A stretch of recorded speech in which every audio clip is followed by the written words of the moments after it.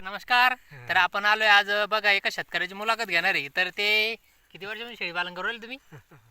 हा, 20 25 10 12 हा कधी आता पण 30 वर्ष होती. 30 वर्षापासून शेळी पालन गावरान करू राहिले मित्रांनो. तुम्हाला म्हणते गावरान शेळी पालन परवडत नाही, तर मग हे पूर्वीचे माणसं कसं काय गावरान शेळी पालन करताय? तर व्हिडिओ शेवटपर्यंत नक्की बघा, कारण खूप वयस्कर माणूस आहे आणि अनुभव आयुर्वेदिक उपचार कसलाही आजार असू द्या तुम्हाला आयुर्वेदिक उपचार सांगण्यात परफेक्ट माणूस आहे. कारण यांच्याकडून आपण खूप काही शेळीपालनात जे प्रॉब्लेम असतात घरगुती उपचार ते त्यांच्याकडून शिकत असतो, कारण आम्ही सोबत बकऱ्या चालत असतो कंटिन्यू.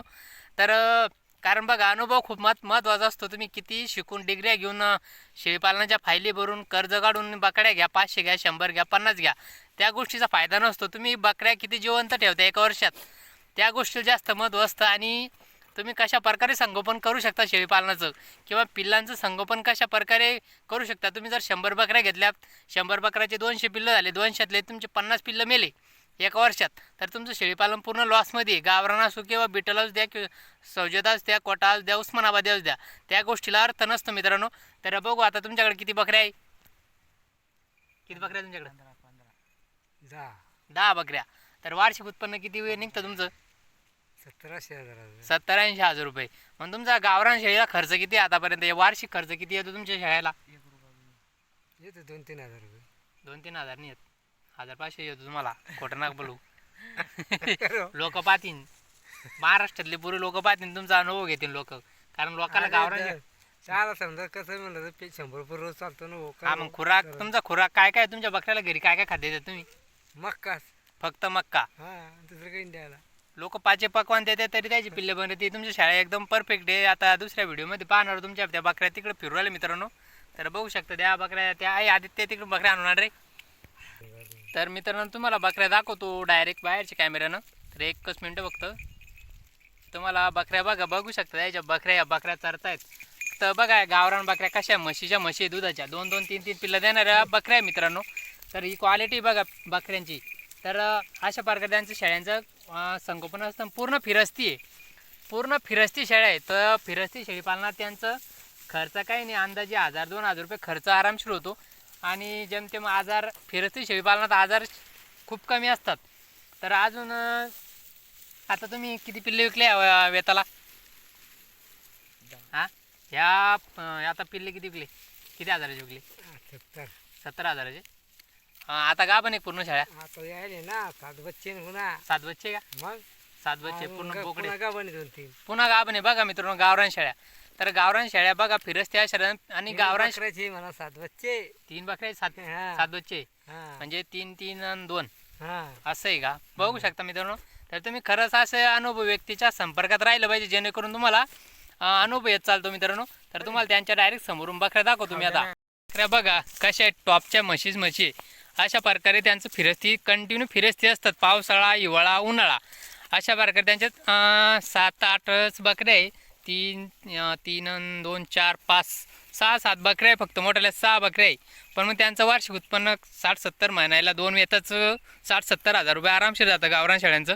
तर ही क्वालिटी तुम्ही गावरान शेळ्या अशा सांभाळू शकता. तुम्ही 50 शेळ्या सांभाळण्यापेक्षा 10-5 शेळ्या चांगल्या सांभाळायच्या, दुधाच्या सांभाळायच्या. कारण जेवढं शेळीला दूध तेवढं पिल्लांचं वजन वाढ, उंची, सगळ्या ग्रोथ जास्त होत असते. तुम्हाला कसल्याही सप्लिमेंटची, खुराकाची आवश्यकता नसते.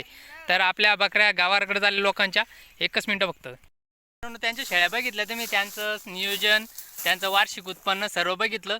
आता त्यांचं शेड कसं आहे ते विचारू. बघा तुमचं शेड कसं आहे, म्हणजे कशा प्रकारे, का साधं आहे का लय हाय पाय, किती शेडवर किती खर्च करेल तुम्ही? कुडाचं आहे आपलं. कुडाचं म्हणजे काड्या वगैरे, चारा लावून, पाचट लावून, साधं सिंपल, म्हणजे जेमतेम 0 बजेटचं आहे शेड आहे. तरी 10-15 शेळ्या वार्षिक 70-80 हजार रुपये ते कमवतात. तर मग आपण पण त्या प्रकारे करू शकतो. उगाच शेळी पालनावर उगाच शेडवर हायटेक आधुनिक पद्धतीनं शेड बांधणं वगैरे लाखभराचं 10-20 लाखाचं बांधायचं, 5-50 शेळ्या घ्यायच्या, त्यात अर्ध्या मरत्यात, त्या गोष्टीला महत्त्व नाही. तर त्यामुळं साधं सिंपल शेडवर खर्च केल्यापेक्षा शेळ्यांवर खर्च करा.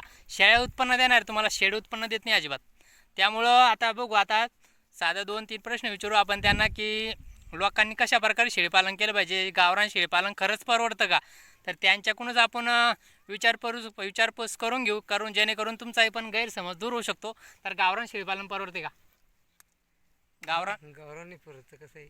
गाव आपल्या मार्केटला गावरान जास्त चालते ना. हा तर गावरान तुमचे बोकड किती कितीला विकता तुम्ही? किती महिन्याचे? 10, 8, 9, 10 लोक किती महिन्याचे? 5-6 महिन्याची. 5-6 महिन्याचे 10,000-10,000ला. हा. तर मग चांगल्या प्रकारे वजन कमी ते 20-25 किलोचे असतातच, कारण आपण सुद्धा पाहिलेले त्यांचं कंटिन्यू ते दिवसभर सकाळी 9-10 वाजता सोडले की 12 वाजेपर्यंत शेळ्या त्यांच्या फिरस्ती असतात.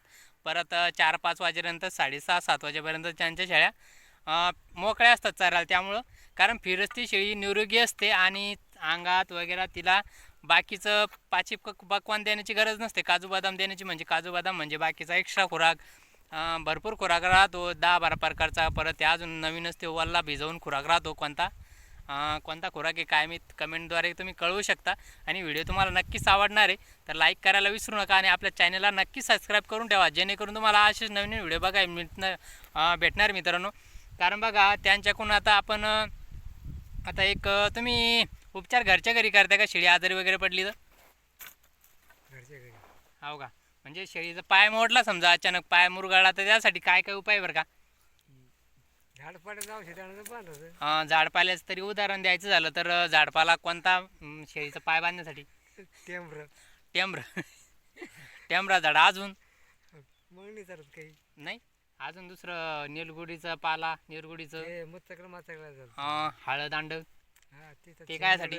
शिंगमुड त्याला. अशा शिंगमुरडं त्याला घरच्या घरी सुद्धा उपाययोजना करू शकता. कारण जे वयस्कर जुने शेळीपालक आहेत त्यांच्याकडून खूप काही शिकण्यासारखं असतं. तुम्ही ट्रेनिंग घ्या नका घेऊ, प्रशिक्षण घ्या नका घेऊ, पण मग तुम्ही जुने म्हातारी कोतारी माणसं राहतात त्यांच्यासोबत राहा. तुम्हाला ट्रेनिंगची गरज पडणार नाही आणि कोणत्याच डॉक्टरची सुद्धा जास्त गरज पडणार नाही मित्रांनो. त्यामुळे मी सुद्धा जुन्या लोकांसोबत जास्त राहतो, ज्यांच्याकडे बकऱ्या आहे, ज्यांना अनुभव जास्त आहे. तर अशा लोकांसोबत तुम्ही जर राहिलं, तुम्हाला शेळीपालन करायचं आहे तर अशा लोकांच्या संपर्कात नक्की राहिलं पाहिजे. तुम्हाला वेळोवेळी तेच काम येणार आहे. समजा अचानक तुमच्या शेळीचा पाय मुरगडला, गाबडली, अचानक शेळीला काय झालं तर परत मस्टडीज झाली म्हणजे वळ झाला शेळीला, तर ते गावात जुने लोक ते सुद्धा उतरवत असतात मित्रांनो. तर भेटू परत एका नवीन व्हिडिओमध्ये. तोपर्यंत आपल्या चॅनलला लाईक करून ठेवा, सबस्क्राईब करा आणि इतर गरजू जे नवीन शेळीपालक आहे त्यांना नवीन शेळीपालन करायचे त्यांना तुम्ही हा व्हिडिओ नक्कीच शेअर करा, जेणेकरून त्यांचा पैसा कुठंतरी वाचेल, 2 पैसे वाचू शकतात आणि आपल्या गावरान शेळीला ते प्राधान्य देतील. बाकीच्या बिटल 5-50 लाखाच्या 1000, 10, 50-50, 60-60 हजाराची एक बकरी घेऊन ते शेळीपालन करणार नाही. तर आपल्या गावरान आपल्या महाराष्ट्राची गावरान शेळी तिच्यावर भर देतील आणि आपला गावरान शेळीपालन वाढवण्यास मदत करतील. तर भेटू परत. काळजी घ्या तुमची आणि तुमच्या शेळ्यांची सुद्धा. धन्यवाद.